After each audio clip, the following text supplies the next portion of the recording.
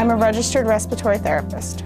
I go around and do breathing treatments for people with any kind of breathing problems that come in from either an asthmatic attack, which is what most people know, or anything else that'll cause people to have difficulty breathing. We also deal with a lot of long-term support. It's called life support is what we deal with. So we deal with helping people breathe when they can't on their own. I always loved the medical shows. I watched ER, and I always swore I wanted to grow up and be a doctor. I always loved to help people, and I love the hospital setting. I love the constant going and always having something to do and thinking quick on your feet. So I enjoy that. So I went over to Hudson Valley to go into nursing. There was a 2-year waiting period. I went over to Albany Med and followed around a therapist for the day and enjoyed what I did. So then I went to school. It's 2 years at a community college, so it makes it affordable and short. The second year of college we spent mostly in the hospital setting.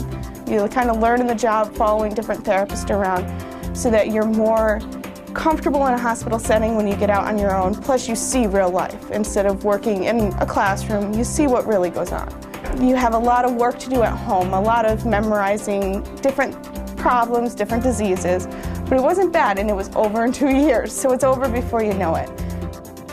There's a lot of different things that we do. People go out to the houses and they bring you oxygen at home for the people that have to wear it, and they bring the supplies for the breathing treatments home because people use them at home too, and they'll set them up and instruct people how to do them at home instead of working in the hospital.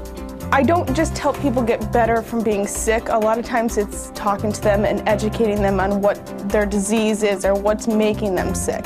So you think that instead of just making them better, you're actually bettering their life. We keep people alive some days.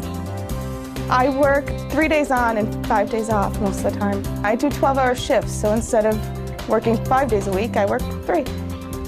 Have a lot more time off to do what I want. I'm 24 years old and I'm building my own house this summer. So I've done very well for myself in my field.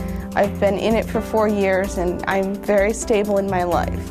But I can afford to live the way I want to live, which is great. We have more of a job security.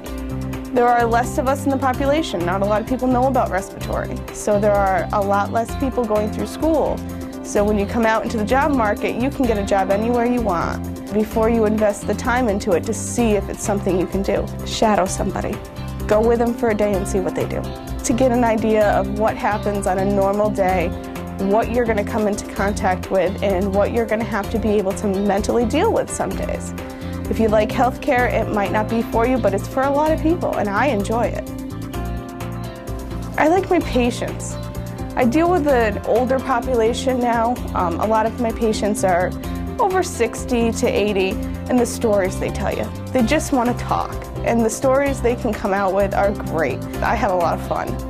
I still run into people that were on life support here that managed to walk out. They're smiling, they're out, they're doing what they love to do, they're with grandkids. I love it.